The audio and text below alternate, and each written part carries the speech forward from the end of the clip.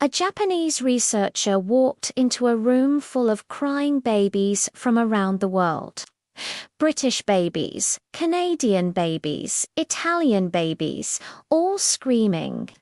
Then he looked at the Japanese babies in the corner. He ran the study 3 more times, same result.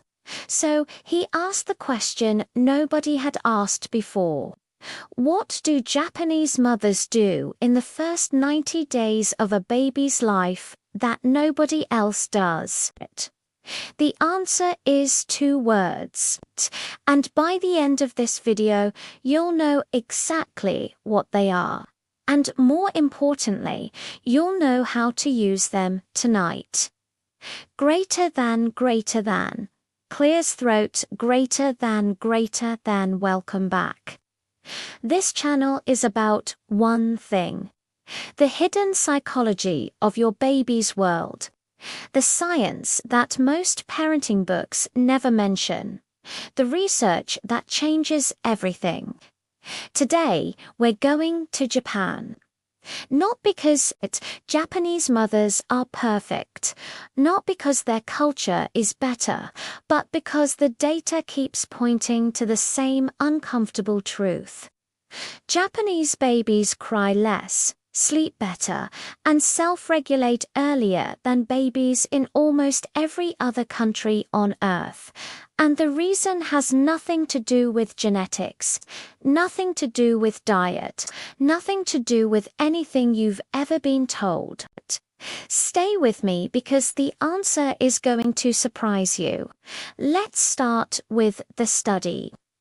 Researchers at the University of Warwick analyzed data from 8,690 infants across multiple countries.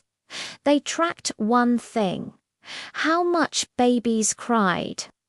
The results were published in the Journal of Pediatrics, and they were stunning. British babies cried the most. Canadian babies were a close second. Italian, Dutch, and American babies all ranked high.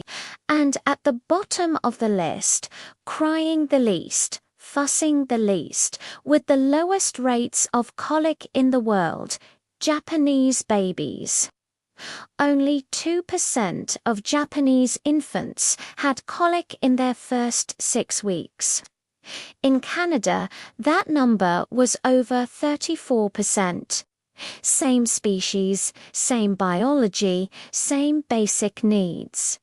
So, what is happening differently? Here's what the research found, and this is where it gets fascinating.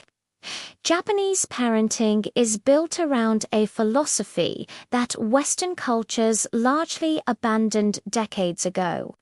It has 2 parts, and yes, this is the 2-word answer I promised you. The first word is ame. The second word is mimamoru. Let me explain both, because understanding these 2 concepts will change the way you look at your baby forever. Ame, pronounced am-a, was first described by Japanese psychiatrist Takeo Doi. It doesn't translate perfectly into English, which is part of why Western parenting never adopted it. The closest translation is something like the deep expectation of being understood without having to ask. Think about what that means for a baby. In Western parenting, the dominant model is this: baby cries, parent responds. The baby learns, I have a voice. I can change my world. This is actually healthy. It builds self-expression and self-recognition, but it also means the baby has to go through distress to get their needs met. Every single time. Japanese mothers operate on a completely different model. Their goal isn't to respond to distress. Their goal is to prevent it. Japanese mothers spend an average of just 2 hours per week away from their baby in the first year of life. American mothers around 24 hours. Japanese mothers carry their babies constantly in slings, on their backs, against their bodies. They co-sleep, they anticipate, they watch, and here's what the research shows. Happens as a result. The baby's nervous system never learns to escalate because escalation was never necessary. The gap between need and response is so small, so consistently small, that the baby's brain wires itself around a fundamentally different baseline. Calm becomes the default. The crying that other babies do, Japanese babies simply never needed to develop it to the same degree. Now, the second concept, Mimamaru. Mimamaru translates as watch and protect. It's the Japanese practice of observing your baby so closely, so continuously, that you begin to read them before they speak, before they cry, before they fuss. You know the micro signals, the slight tension in the shoulders that comes 3 minutes before hunger hits. The subtle change in breathing that means overstimulation is coming. The particular stillness that precedes an emotional overwhelm. Most Western parents don't see these signals. Not because they don't care, but because the culture hasn't taught them to look for them.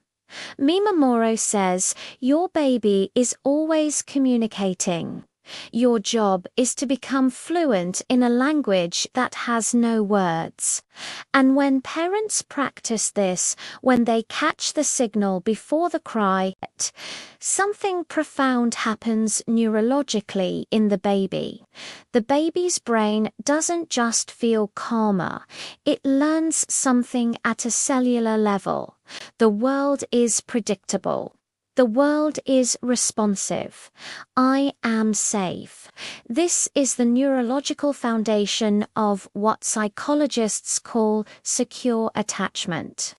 And it turns out it's also the neurological foundation of escalation, the ability to manage emotions, delay gratification, and stay calm under stress. Skills that show up decades later, in school, in relationships, in work, built in the first 90 days, by a mother who watched. Let me tell you about one more piece of research, because this one is practical. You can use it tonight. Scientists at Riken Brain Science Institute in Japan studied exactly what happens physiologically when a mother picks up a crying baby. They attached heart rate monitors to crying infants and measured what happened under different conditions. Holding while sitting, rocking in a chair, being pushed in a stroller. And then they tried one more condition, being carried by a walking mother for 5 minutes. Here's what happened when a mother picked up her crying baby and walked, not sat, not rocked, but walked with smooth forward movement. Every single baby in the study stopped crying by the end of 5 minutes. Everyone. And here's the biology behind it. When a baby is carried by a moving caregiver, a cascade of biological responses is triggered. Heart rate drops, muscle tone decreases, cortisol. The stress hormone begins to fall. The baby's nervous system recognizes, I am being carried. I am moving. I am safe. 5 minutes of walking. That's it. Not a new gadget. Not a sleep training method. Not a $200 white noise machine. Now, I want to be honest with you because this is important. Japanese parenting isn't perfect, and it isn't realistic for everyone. The level of physical proximity it requires, the co-sleeping, the constant carrying, the 2 hours away from your baby per week is genuinely impossible for many parents, for families without extended support, for parents who need to work, for single parents doing it alone. And here's something else the data shows. This level of closeness comes with trade-offs. Japanese children, while exceptional at self-regulation, develop self-recognition and independence slightly later than Western children. Both approaches produce healthy adults. They just take different paths. So, I'm not saying abandon everything and adopt Japanese parenting wholesale. I'm saying take the principles. Apply what you can. Principle 1. The pre-cry scan. Every morning when you pick up your baby, spend 60 seconds just looking. Not at feeding, not stimulating, just observing. Learn their baseline. Learn their micro signals. The more fluent you become in their language, the less they need to shout. Principle 2. The 5-minute walk. The next time your baby is inconsolable, put down whatever you're doing, pick them up. Walk smooth steps forward movement for 5 minutes. Trust the biology. Principle 3. The gap reduction. You don't have to be Japanese to reduce the gap between need and response. It's the Japanese practice of observing your baby so closely, so continuously, that you begin to read them before they speak. Even shaving 30 seconds of how long it takes you to respond to your baby's early signals before full escalation changes the interaction completely. Principle 4. The AMA question. Instead of asking, "How do I respond to my baby?" ask, "What does my baby need?" before they tell me. That one shift from reactive to anticipatory, from responder to reader. That's the whole philosophy distilled into a single question. Here's what I want you to leave with today. A crying baby isn't a broken baby. A crying baby is a baby whose gap between need and response is too wide. The Japanese figured this out thousands of years before the research confirmed it.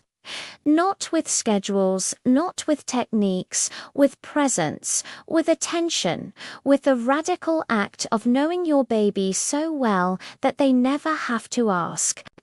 Twice. 2 words. Ame momaru. Watch, anticipate, respond before the cry.